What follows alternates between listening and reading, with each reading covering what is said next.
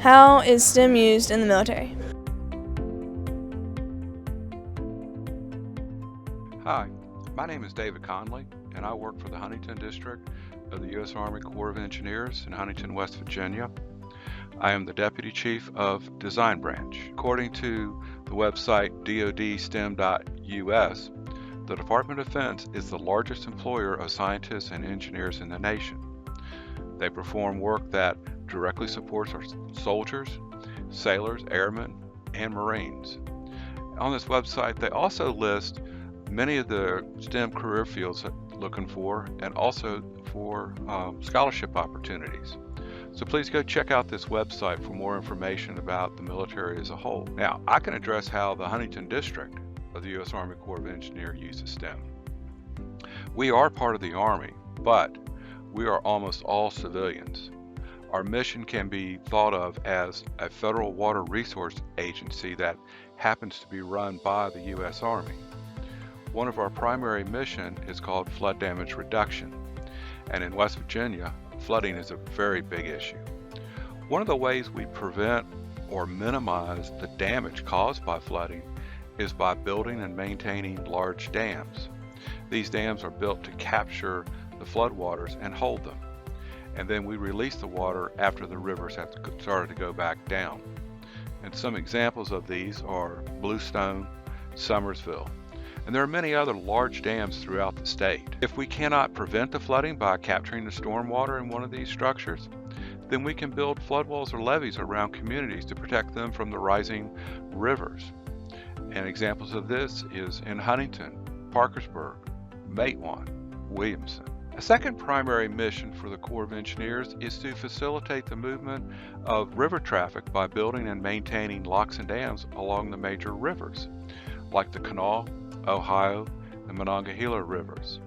These projects create a river highway that allows year-round river navigation. Some examples of these are Marmet, Winfield, R.C. Byrd lock and dams. What STEM disciplines does the Huntington District use? As you can see from this table, we require many different STEM disciplines to come together to design, build, and construct our large projects. There are always very complex and challenging problems that have to get resolved.